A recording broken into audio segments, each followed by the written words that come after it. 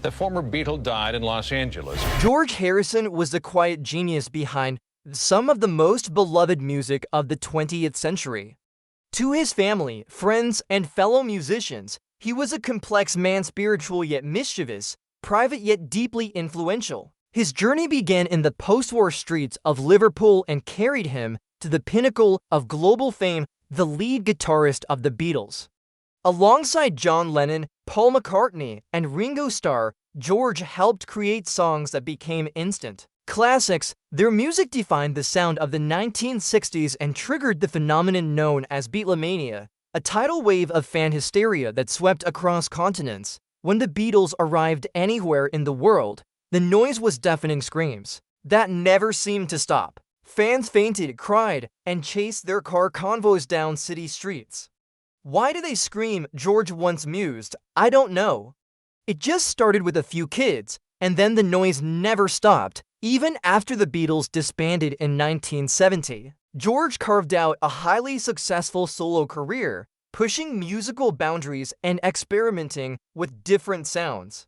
His talent was undeniable. Strip away the other instruments, and his guitar playing alone could leave an audience in awe. But the rock and roll lifestyle brought temptations and pressures, and George's personal struggles combined with a fierce desire for privacy would shape the rest of his life. George Harrison was born on February 25, 1943, the youngest of four children in a modest family. His father, Harold, drove buses, while his mother, Louise, worked in a shop. Life in post-war Liverpool was tough. Bomb sites scarred the streets, and resources were scarce. But George's mother saw something special in her son. He opened his big brown eyes and long curled eyelashes. She recalled, and I thought, that's the most wonderful baby I've ever seen. George's childhood playgrounds were rubble-filled lots and industrial backstreets, but his imagination and curiosity reached far beyond Liverpool. Everything changed when he discovered American rock and roll. After seeing Elvis Presley on television, George announced to his mother, I think that's the kind of job I could do. Louise scraped and saved to buy him his first guitar at age 13. He took to it naturally, teaching himself chords and mimicking the sounds of his heroes. By his early teens, George was already a skilled player. It was on his daily bus rides to school that George's life took a fateful turn. Fellow passenger Paul McCartney shared his love of music, and the two quickly bonded. Paul introduced George to John Lennon, and although George was younger, his skill earned him a place in their band. By 1960, at just 17, George was playing with the group that would soon become the Beatles. His talent, discipline, and willingness to push himself musically made him indispensable. The Beatles' rise was meteoric. Clean-cut, charismatic, and immensely talented, they became the face of a cultural revolution. Their songs, many co-written, some penned solely by George, were fresh, inventive, and instantly memorable. George contributed classics like Taxman, While My Guitar Gently Weeps, and Here Comes the Sun, tracks that remain timeless today. By the time the Beatles split in 1970, they had changed music forever. George, at only 27 years old, was now free to explore his own creative vision. His triple album All Things Must Pass became a landmark release, with the single My Sweet Lord topping charts worldwide. But fame brought pressure, and George increasingly sought refuge from the public eye.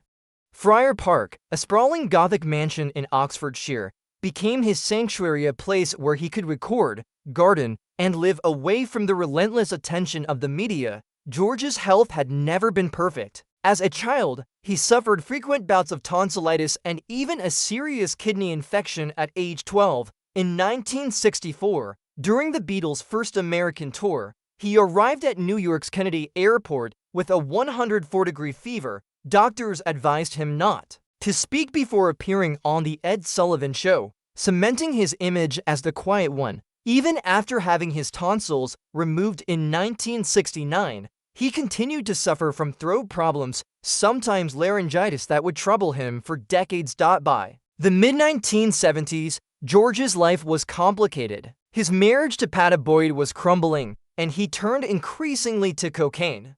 Friends recall phoning Patti and asking Is his hand in the coke bag? A telling sign of his state of mind. Cocaine use brought energy and euphoria, but also irritability, paranoia, and vocal strain. Despite his deepening involvement with the Hare Krishna movement, George's personal habits didn't always match his spiritual aspirations. In 1974, George embarked on an ambitious 45-day North American tour. Instead of delivering the Beatles hits fans craved, he focused on Indian music and spiritual messages, which alienated many in the audience. Critics were harsh, fans walked out, and George was devastated. The experience left him burned out, and he never toured again. By the late 1990s, George was living quietly at Friar Park with his second wife, Olivia, and their son, Donnie, but on December 30th, 1999, their peace was shattered. A deranged intruder broke into the house in the middle of the night and attacked George with a knife. Olivia fought back with a fireplace poker, saving his life. George sustained multiple stab wounds, including 2 to the chest that caused a collapsed lung. While he physically recovered, the emotional scars ran deep. The attack reminded him painfully of John Lennon's murder and intensified his desire for privacy. In March 2001, George received devastating news he had non-small cell lung cancer. The likely culprit was decades of heavy smoking, which had exposed his lungs to thousands of toxic chemicals. He underwent surgery to remove part of his lung, and at first, reports suggested he was recovering well, but follow-up scans revealed that the cancer had spread to his brain. George pursued every treatment available, traveling to Switzerland for advanced radiation therapy and later to New York for experimental stereotactic radiosurgery. He endured cobalt radiation, targeted treatments, and endless hospital visits, but the disease was aggressive. His earlier history of head and neck cancer in 1997 suggested that his lung cancer might actually have been secondary, raising the possibility that his genetic makeup and family history of cancer had made him especially vulnerable. By November 2001, with treatments failing, George made a choice. He would not die in a hospital, and he would not let the press turn his final moments into a public spectacle. Friend and security consultant Gavin de Becker offered his Beverly Hills home as a safe haven. There, surrounded by Olivia, Donnie, and 2 close friends from the Hare Krishna faith, George spent his last days. They chanted softly, offering peace and comfort as he drifted in and out of consciousness. On November 29, 2001, at 1:30 p.m., George Harrison passed away peacefully at the age of 58. His ashes were flown to India within hours and scattered in sacred rivers. In keeping with Hindu tradition, George Harrison's life was a blend of artistic brilliance, spiritual searching, and human vulnerability. He brought Eastern philosophy into Western popular culture, inspired countless musicians, and left behind a catalog of music that continues to resonate worldwide. His journey from a boy in post-war Liverpool to a global icon was marked by triumphs, struggles, and an unwavering quest for truth. Though his time was cut short, George lived fully, shaping music history and touching the lives of millions. In the end, the quiet Beatles' voice still speaks through his music, his words, and the example of a life lived on his own terms.